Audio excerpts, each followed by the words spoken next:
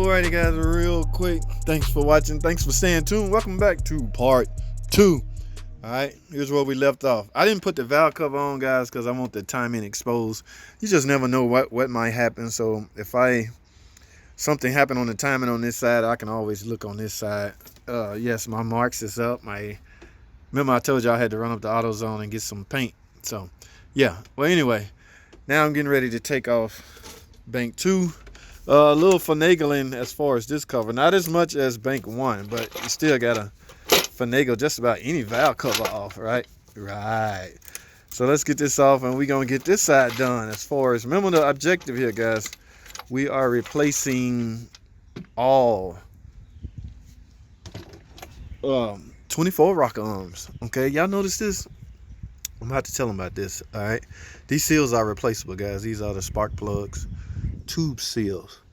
Now, remember, we didn't find a failed rock arm on this side. So let's look around on this side and see what we come up with. And remember, guys, it wasn't a thud type tick, so you really may not have,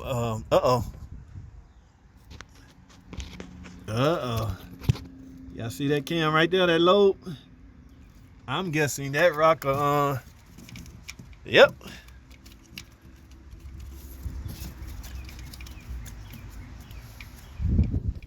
Yeah, that rocker arm loose. That's the one that's making the ticking, guys.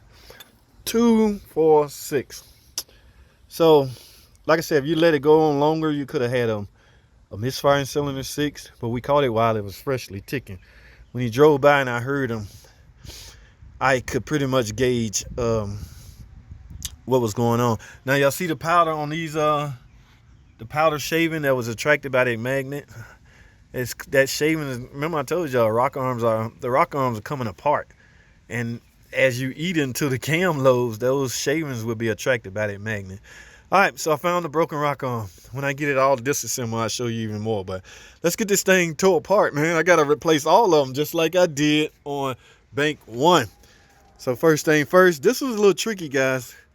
We dealing with timing belt tensioner. That's why I was told y'all, don't forget your tool to push that tensioner plunger back into its housing and lock it in place. Yes, you have to do that on bank 2 or you can have some problems. All right, so I got work to do. Y'all know I can't, y'all know the drill.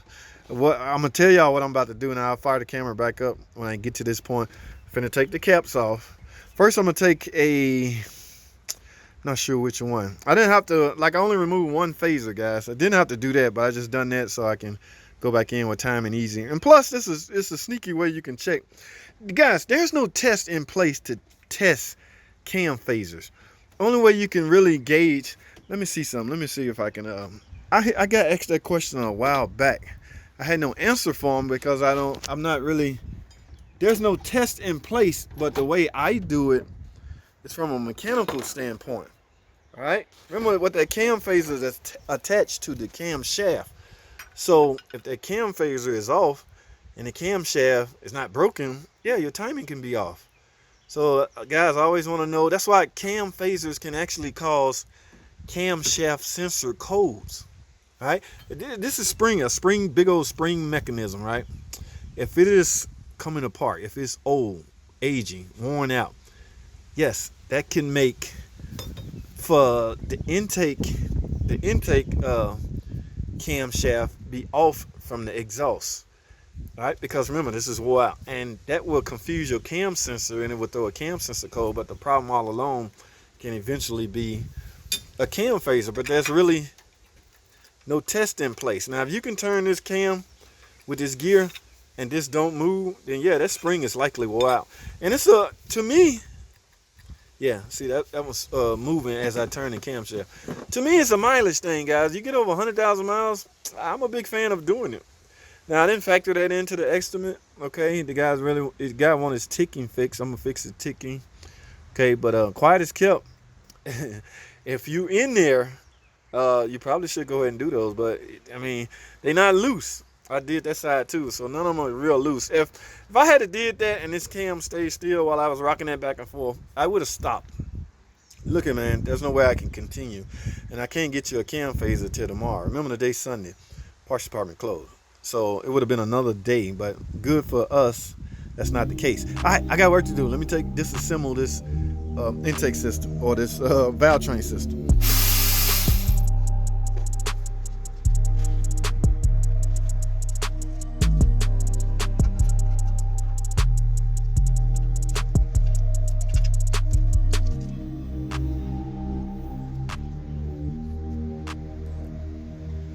Yep, y'all see that lobe right there? That rock arm was just starting to chip into it. All right, look at that real good, guys. Y'all see that? It was getting ready to chew into it. Now, let me set this right here. Remember, guys, this is important and sensitive, this tone wheel, all right? So try to keep it covered up so nothing get on it. But we going after this freaking rock arm, right? The number one problem, guys, while I'm doing this whole job is right here. Ta-da! See that? See how loose that is? And like I say, you see that moving up and down? This was a slight ticker. This was about to turn bad. Where's my camshaft? But here is the lobe that's married. Can y'all see? I'm messing up. But yeah, it was starting to eat into it, guys. In other words, this one fell on cylinder 6. Now, which begs the question, JT, I'm gonna keep this in a safe place because I'm gonna put this over here. JT, do you got to replace this camshaft? Listen to me, guys. Listen to me good. I brought some camshafts with me just in case I need one. I'd rather have them and I'd rather not need them and have them. But let me say this, because this is let me say it like this. This camshaft is reusable. Okay, the center portion of this lobe. Now you technically should mic this thing, but looking at this cam lobe right next to it, now nobody's eyesight is that good, right? right. No, it just ain't. It's not the case. But I'm gonna say this: if this was my car, yes, hell yes. Before I go out and spend another $300 for a camshaft, remember, guys, camshaft is not a wearable item, in my opinion. Let me put that clause out there. You can't just, oh, what's wrong with your car? Shit, my camshaft wore out. What the hell you mean they wore out? How do you wear out? Look, guys, these camshafts, they have lobes on them. It's part of the valve train system. The reason for the lobes is to help open and close the valve so combustion can occur. Okay, if a lobe is damaged, that's the thing. There's a difference between worn out and damaged. This cam lobe, ladies and gentlemen, is freaking damaged. Okay, you can be damaged and warrant replacement as opposed to being wore out. Now, one could argue, well, it's still wore out. Yeah, it's wore out because some valve train parts are defective. In this case, the rock arm. All right, so I'm not going to spend a lot of time on this. I have a camshaft in the car that I brought with me. This is a Bank 2 exhaust camshaft. Yes, see, if it was this one right here, Bank 1 exhaust, that's more expensive because it has that PCV apparatus on it. But this was one of those simple ones. All right, I'm going to keep this and put in my storage collection. Okay, any event, I'm in a jam, dealing with, most of my customer guys are financially strapped. I'm sorry, that's just the case. I don't make, if they wasn't financially strapped, they would be at a shop. Okay, and I'm not here to take work from the shop. This just a random, we ain't gonna get into that. But yeah, let me go grab my camshaft out of the car. Guys, I don't want this video to be, all right, so let me go, because I'm gonna end this. Let me set this camshaft down. I still don't want to damage it just because I'm gonna reuse it. I already did intake. All right, so in other words, I have 2, 4, 6. I have 6 rock arms left, guys, for this exhaust size right here. This is my bag. This is all I have left. All right, so now I brought this. All right, so remember, you cannot install a camshaft dry. So I brought my engine assembly lube. All I do is attach right there, right there. Yeah, but I do all of that when I'm getting ready to put the camshaft on. But for now, all I'm doing is removing. Remember, we're replacing all of them, so it don't matter if they wore out or not. My man is getting 24 brand new, latest and greatest. I'm missing one. They all need to be accounted for, guys, because if they not, that means one has fallen, and it could be in the engine. You definitely don't want that. That's why it's important to cover up intakes and things like that. So I got them all. They all accounted for. But here's the one. Again, here's the one that failed barely. Look at that. That was causing amazing. The needle bearings inside of it, okay, starting to come apart. Oh yeah. All right, so now let me go over one more other thing. Remember, guys, the oil gallery plugs, I'm gonna make sure they tight. Yes, a lot of guys always ask me about lifters. I'm going to replace that one lifter that was under that failed rock arm. In that case, this one here, it's going back there in 6. All right, these hardly ever fail, guys, and I'm gonna put this disclaimer out there for some of you sensitive guys or you guys that's not familiar with this engine. Lash adjusters or cam followers or lifters, they go by several different names. These hardly ever the reason why you're ticking. Now, I did get some comments of some guys saying, yeah, I had a couple that was collapsing, causing the ticking. I'm not saying that it can't happen. I'm saying out of the gazillion ones I have done, I have yet to find one that caused the ticking. But I am a realist, okay? Yes, the possibility is there. All right, so now again, I get to keep my budget and my estimate low because I try not to use the estimate and the budget on stuff that's not really needed. Guys, oh my goodness, I hate when guys, mechanics, ASC master mechanics, I'm talking real respectable mechanics, say something like, well, while you're in there, you might as well do all 4 camshafts. I'm like, dude, why the hell? What we just got to talking about as far as camshaft? It's not a wearable item. If that tone wheel is not loose, guys, this is pressed on here, right? All right. So if this is not loose and has walked, yeah, there's no reason to replace. And these lobes, if these lobes are intact, there is absolutely no reason to spend, let's see, $250, $250, $300 on that one over there, $1,000 on camshaft. Oh, it irks me to hear mechanics, top flight mechanics, you might as well replace them all. Again, let me do this. If the budget is there and it's going to give you a peace of mind, go for it, okay? Yes, go for it. But the budget may not be there. If that's the case, let me tell you something. If the budget was real tight, and this was somebody in a dire strait and she really need her car, but I don't want to see her ticking, I would have went in. First of all, I would have verified which side is ticking. I would have obviously came up, okay, it's coming from this side.